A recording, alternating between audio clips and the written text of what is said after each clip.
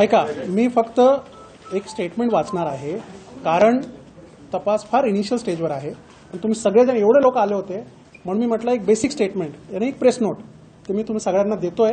पण तपासात फारचा पुढचा मला काही सांगता येणार नाही. जे बेसिक डिटेल्स आहे ते मी तुम्हाला देत आहोत. म्हणून पहिला माझा विचार असा होता की आपणच एक व्हिडिओ करून सगळ्यांना व्हायरल करू, पण तुम्ही इतके लोक आलेत म्हणून मी म्हटलं आपण बोलून सगळ्यांशी फक्त एक स्टेटमेंट मी वाचणार आहे. ठीक आहे ना? शुरू करू तेव्हा कसं कधी करायचं सांग. शुरू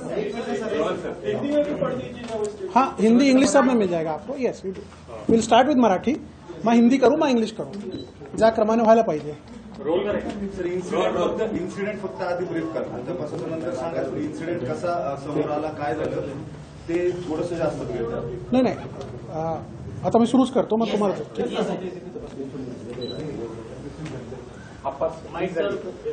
सुरू करू.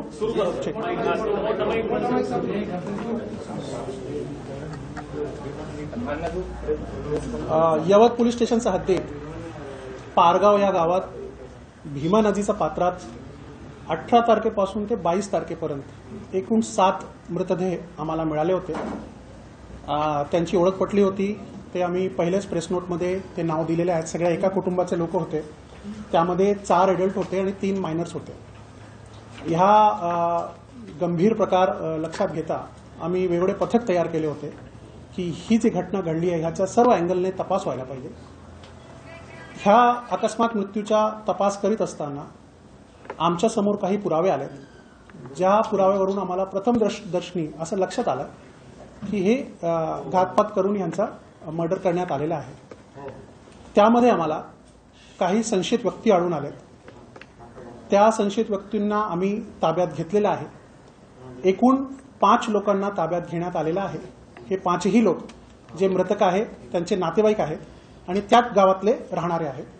ह्या 5 मध्ये अशोक कल्याण पवार, श्याम कल्याण पवार, शंकर कल्याण पवार, प्रकाश कल्याण पवार आणि कांताबाई सर्जेराव जाधव हे सगळे राहणारे ढवळेमळा निगोज, हे पारनेर तालुका अहमदनगर.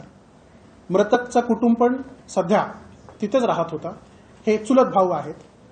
प्रथमदर्शनी जे मोटिव्ह समोर येत आहे त्यामध्ये जे यांचा आरोपीपैकी जे मोठा भाऊ आहे अशोक पवार, त्यांचा मुलगा नाव धनंजय पवार, याचा काही महिन्यापूर्वी मृत्यू झालं होतं आणि त्याबाबत एक ऍक्सिडेंटची केस हे पुणे सिटीमध्ये दाखल आहे. ती मृत्यूचं कारण हे जे आता मृतक झालेले आहे त्यांचा मुलगा आहे असा राग त्यांच्या मनात होता, असा प्राइमा फेसी आतापर्यंत आम्हाला लक्षात आलेला आहे. त्या रागामुळे ह्या लोकांची हत्या या ठिकाणी करण्यात आलेली आहे. 5ही आरोपी हे भाऊ बहीण आहेत, सख्खे भाऊ बहीण आहेत. 4 भाऊ आहेत आणि 1 बहीण आहे. अजून आरोपी होण्याची यामध्ये शक्यता आहे. त्याबाबत आम्ही आणखीन तपास करीत आहोत. ह्या पूर्ण घटनाक्रम कसं होतं, अजून काही मोटिव्ह आहे का, ह्या बाबतीत आम्ही पुढील तपास करीत आहोत. आमच्या एसडीपीओ राहुल धस ह्या पुढचा तपास करीत आहे. आता आज आरोपींना आम्ही कोर्टात हजर करणार, त्यांची पोलीस कस्टडी रिमांडची रिक्वेस्ट कोर्टाला करणार आणि पुढील तपास त्याच्यानंतर केलं जाईल. त्यामध्ये काही अपडेट आलं तर आम्ही तुम्हा सगळ्यांना शेअर करू. थँक्यू. याचं पोस्टमॉर्टम कुठं झालंय एक, आणि पोस्टमॉर्टम रिपोर्ट्समध्ये कॉज ऑफ डेथ काय आलंय? जर ते ड्राउनिंग असेल तर मग आपण मर्डर आहेत हे कशाच्या आधारावरती म्हणतो? असं 2 महत्वाचे. जसं मी तुम्हाला सांगितलं, पोस्टमॉर्टम रिपोर्टच्या बाबतीत पहिल्या प्रेस नोटमध्ये ऑलरेडी दिलेला आहे. 3 लोकांचे पोस्टमॉर्टम रिपोर्ट आलेले आहेत, त्यामध्ये ड्राउनिंग आलेलं आहे. आणि हा मर्डर आहे हे कशावरून लक्षात आलं हे आपण नॉर्मल आपल्या एडीमध्ये जी आम्ही चौकशी केली त्या चौकशीमध्ये काही लोकांना बोलवलं, त्यांच्या स्टेटमेंट्समध्ये तफावत वगैरे बऱ्याचशा काही गोष्टी असतात ज्यावरून हा लक्षात येते. आणि जसं मी सांगितलं की मोडस काय होतं आणि घटनाक्रम काय होतं हे आता आरोपींची पीसीआर मिळाल्यानंतर पुढचा तपास आम्ही ज्यावेळेला करू त्यावेळेला हे सगळं क्लिअर होईल. हां, ह्यामध्ये आम्ही गुन्हा क्रमांक, आता प्रेस नोटमध्ये सगळ्या डिटेल आहे. यवत पोलीस स्टेशन गुन्हा क्रमांक 83/2023 302 120 506-34 हे प्रेस नोटमध्ये आपल्याला डिटेल मिळतील. काल जी माहिती समोर आली होती की त्यांचे जे मृतक आहेत त्यांचा मुलगा पळून गेला आणि त्यानंतर, जसं मी तुम्हाला सांगितलं, जे मी तुम्हाला डिटेल्स दिलेत आता अधिकृत तेवढंच प्रथमदर्शनी डिटेल आहे. त्याच्यानंतर बाकी जे काही आणखीन जे आहे ते स्पेक्युलेशन असू शकतात किंवा फार अर्ली स्टेजवर असू शकतात. जोपर्यंत त्याचं व्हेरिफिकेशन होत नाही तोपर्यंत त्या बाबतीत मला कुठलंही भाष्य करता येणार. पारनेरवरून ते निघाले निघोज गावातून, ते दौंडला कशासाठी आले? मी जसं तुम्हाला सांगितलं की हे पूर्ण घटनाक्रम आणि हे सगळं हे तपासाचा भाग आहे. एकदा तपास होऊ द्या. आता आजच आपल्याला आरोपी मिळाला, त्यांचा पीसीआर, मग आरोपींचा मेडिकल, पीसीआर, आता एकदा पीसीआर मिळाला की मग डिटेलमध्ये त्याचा तपास होईल. धनंजय जेव्हा म्हणजे तो मेला त्याच्यामध्ये ऍक्सिडेंटमध्ये संशय होता का त्याच्या घरच्यांना की यांनी करणी केली असं काय ब्लॅक मॅजिक? नाही, ब्लॅक मॅजिकचा सध्या तर काही समोर नाही आला, असं तर काहीच समोर आलेलं नाही सध्या. पण जसं मी सांगितलं, आता आपण पुढचा तपास करीत आहोत. सगळं येईल. आता ह्या स्टेजवर काही स्पेक्युलेशन कुठलाही करणं हे काही योग्य नाही. ह्यांना त्यांच्या मनात राग होतं की ह्यांनी हे सोबत होते, ह्यांनी मारलाय किंवा यांच्यामुळे तो मेलाय म्हणून हे केलेलं आहे असं प्रथम दर्शनी आपल्याला दिसतं. पण मुलगा अशोक पवार यांचा आहे, त्यांच्या बरोबर हे बाकीचे जे 4 भाऊ आले, ते भावाच्या मुलाचं मर्डर झाल्याच्या सस्पिशनवरून यांना माहिती होतं का की यांना आणून मारायचंय किंवा काय करायचंय? जसं मी तुम्हाला सांगितलं बंधू, आतापर्यंत जी माहिती समोर आली आहे ते मी तुम्हाला सांगितलं. हे सगळ्या गोष्टी आरोपींच्या डिटेल इंट्रोगेशनवरून समोर येईल. त्यांची मेंटल स्टेट काय होती, त्यांनी कसं प्लॅन केला, कुठं केला, घटनाक्रम काय होता, हे सगळं तपासाचा भाग आहे. प्लीज आम्हाला आता प्रायमरी जी डिटेल आली आहे ते आम्ही शेअर केली आहे तुमच्याबरोबर. जेव्हा ही घटना घडली तेव्हा कुणी नव्हतं का सर हे बघायला, म्हणजे जे होत होतं तेव्हा Eyewitness त्या बाबतीत आम्ही तपास करीत आहोत. जेवढी माहिती माझ्याकडे आहे तेवढी माहिती मी तुम्हाला देईन. आरोपी हे काल जेव्हा मयतचं जे अंत्यविधी चालू होतं तेव्हा होते सर हे सर्व उपस्थित? हे मला नाही माहिती आरोपी तिथं होते की नाही, हे काय सांगता येणार नाही मला. नातेवाईकांनी काही मृतदेह ताब्यात घेण्यास हे केलेलं आहे. नाही, तसं काही नाही, तसं काहीच नाही आहे. हे स्टेटमेंट माझं आहे. इथून पुढे जे तपासात निष्पन्न होईल ते मी सांगणार. बाकी आणखी कोणत्याही गोष्टी आपण 120B लावलाय, आपण 120B लावलाय त्याच्यामध्ये, आणि तुम्ही अजूनही म्हणताय की थेअरी क्लिअर नाहीये. मग आपण 120B कशाच्या आधारे? नाही, थ्योरी क्लिअर नाही हे नाही म्हणाला मी तुम्हाला. तपासाचा भाग आहे. तपासमध्ये ज्या गोष्टी एकदा कन्फर्म होतात तेव्हाच आपण मीडियाला शेअर करतो. त्या गोष्टी एकदा क्लिअर झालं, नेमकं काय काय आहे सॉलिडिफाय झालं, मग आम्ही शेअर करू. आणखीन किती आरोपी आहेत आता तुम्ही? आणखीन आरोपी असू शकतात माझं म्हणणं आहे. आता किती एकूण आरोपी अटकेल? आता आपण 5 आरोपी, सगळे भाऊ बहीण आहेत. त्याच्यामध्ये 4 भाऊ 1 बहीण, हे सख्खे भाऊ बहीण. आणि जो मयत आहे त्याचं कुटुंब हे चुलत. करेक्ट, त्यांच्या चुलता. तुम्हाला प्रेस नोटमध्ये त्या डिटेल सगळ्या मिळतील. आणि तो पहिला जो धनंजयचा ऍक्सिडेंटल डेथची रजिस्टर आहे सिटीकडे, तर यांना संशय का होता की यांनी तर तो केला सगळं असा? क्लिअर होईल ना इंट्रोगेशनमध्ये. क्लिअर त्यांच्या आधी काही डिस्प्यूट होते का? ह्या इंट्रोगेशनमध्ये क्लिअर होईल. जसं मी तुम्हाला सांगितलं, हे सगळं तपासाचा भाग आहे. मला प्लीज ह्या सगळ्या गोष्टी कन्फर्म करू द्या. आय विल, जसं मी तुम्हाला आता डिटेल शेअर केलं, एकदा क्लिअर झाला मी 100% त्या डिटेल तुमच्याबरोबर सगळ्यांबरोबर शेअर करणार, एकतर व्हिडिओच्या मार्फतीने किंवा प्रेस नोटच्या मार्फत. सर, कौटुंबिक वाद म्हणलं जात होतं, मग हा अपघातच आहे की अजून दुसरा कुठला कौटुंबिक वाद होता यांचा अगोदरपासून? मला तुमचा प्रश्नच समजला नाही. जेवढा आहे डिटेल ते मी तुम्हाला दिलंय. थँक्यू. आता आपण इंग्लिशमध्ये किंवा हिंदीमध्ये करू.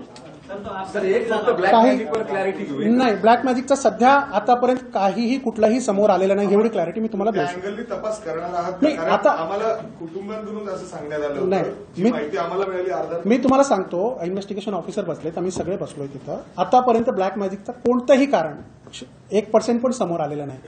पुढे येणार नाही याच्या बाबतीत तर कोणीही कुठल्याही कारणाच्या बाबतीत आपण सांगू शकत नाही.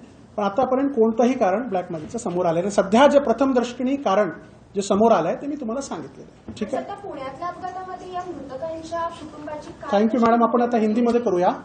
पण ते काही कळलं का? पुलिस स्टेशन यवत में 18 तारीख से लेके 22 तारीख के बीच में भीमा नदी में हमको 7 डेड बॉडीज मिले थे, जो सब एक ही परिवार के डेड बॉडीज थे, जिसमें 4 एडल्ट्स और 3 बच्चे थे. इसमें हमने अकस्मात मृत्यु दाखिल किया था और हमारी इन्वेस्टिगेशन के लिए अलग अलग टीम्स बनाई थी. ये अकस्मात मृत्यु का इन्वेस्टिगेशन करते समय हमारे सामने कुछ तथ्य आए जिससे हमें यह समझ में आया कि इन 7 लोगों का मर्डर किया गया है और ये मर्डर उनके ही रिश्तेदार परिवार जो उसी गांव में रहता है उन्होंने किया है. उन सबका नाम प्रेस नोट में दिया है, फिर भी मैं आपके लिए रिपीट करता हूं. अशोक कल्याण पवार, श्याम कल्याण पवार, शंकर कल्याण पवार, प्रकाश कल्याण पवार, कांताबाई सर्जेराव जाधव. ये पांचों ही भाई बहन हैं जिन्होंने ये कृत्य किया है.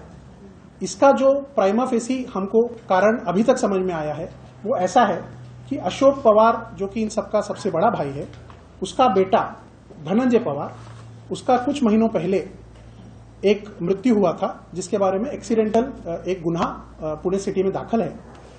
और उसका संशय, जो मृतक है उसके बेटे की वजह से वो मृत्यु हुआ है, इस बात का गुस्सा इनके मन में था और उसकी वजह से इन्होंने ये कृत्य किया है, ऐसा अभी तक हमको समझ में आया है।